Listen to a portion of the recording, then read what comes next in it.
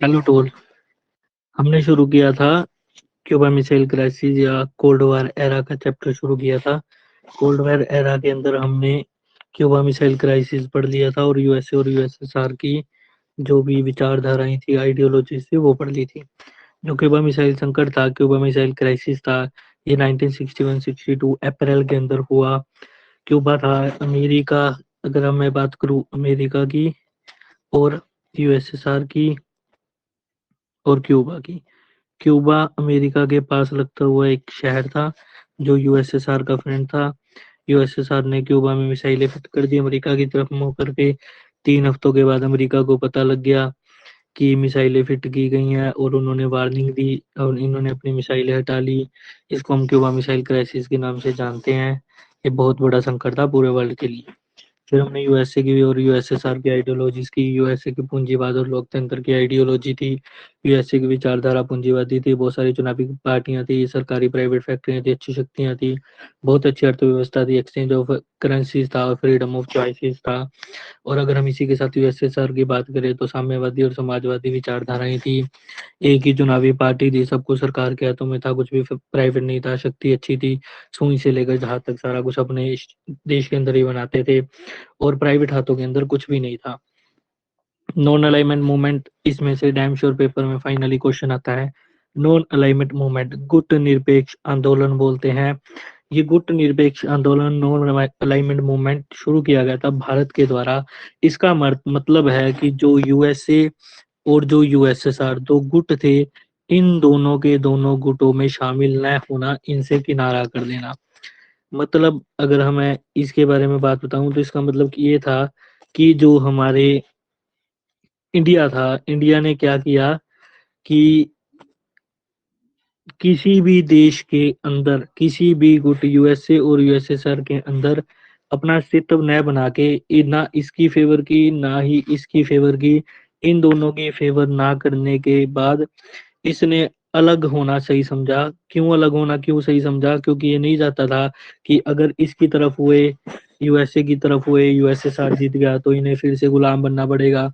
अगर यूएसएसआर की तरफ हुए, यूएसए जीत गया तो फिर से गुलाम बनना पड़ेगा। तो हम रिस्क नहीं लेना चाहते थे।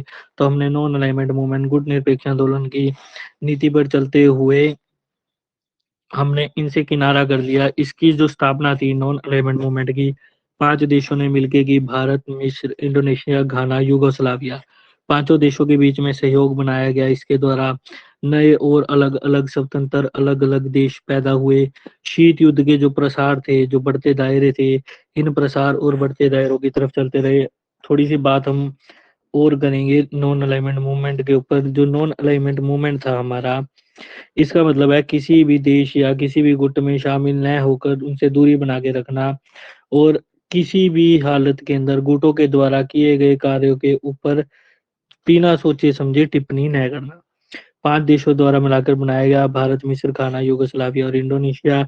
इनकी नीति क्या थी? पांचों देशों के बीच में सहयोग करना, शीत युद्ध के बढ़ते दायरे और प्रसार, नए स्वतंत्र देशों का उदय होना।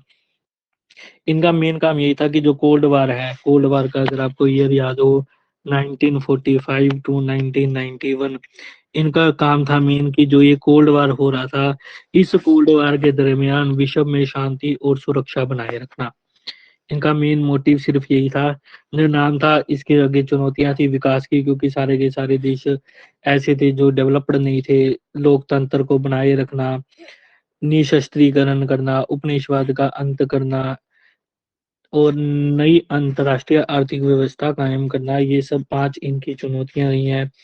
ज- जो नाम था गुटनिरपेक्ष आंदोलन था, ये तत्सत नहीं था। तत्सत का मतलब होता है युद्ध में शामिल न होना, मतलब किनारा कर जाना। ये ऐसा नहीं है कि ये युद्ध में शामिल हुए थे। इन्होंने बहुत बार युद्ध को टालने के लिए काम किया है। जो गुटनिरपेक्ष आंदोलन है, पृथकवाद नहीं है, मतलब ये अलग नहीं रखता है। इसने बहुत बार टिप्पणियां तक की हैं युद्ध के बारे में। इसी के साथ हम नाटो, नाटो की फुल फॉर्म बहुत बार पेपर में आती है, नॉर्थ अटलांटिक ट्रीटी ऑर्गेनाइजेशन। 1949 अप्रैल के अंदर बना, 12 देशों ने मिलकर बनाया। ये यूएसए, जो दो गुट थे यूएसए और यूएसएसआर, इनके द्वारा दो गुट बनाए गए थे। उनमें से जो नाटो है, यूएसए का गुट था।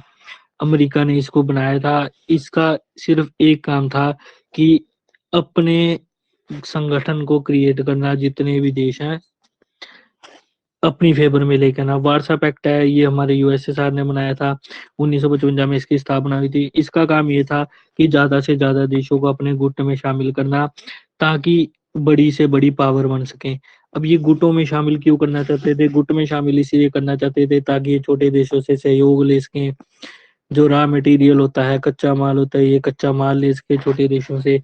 इसके अलावा ये छोटे देशों को इस वजह से भी शामिल करना चाहते थे क्योंकि ये वहाँ अपने सैनिक अड्डे बनाते थे, सैनिक अड्डे बनाना चाहते थे, पैसे संबंधी इनसे सहयोग लेना चाहते, और बहुत सारे काम जो इनके युद्ध में काम आ सके, इसके लिए ये इसको यूज करते थे। होप आपको समझ आया होगा। ये चैप्टर नंबर 1, शीत युद्ध का दौर, the era of cold war, 1945 to 1991 का चैप्टर था। लगभग खत्म हो गया और इसमें से पेपर में क्वेश्चन जरूर आए। Thank you.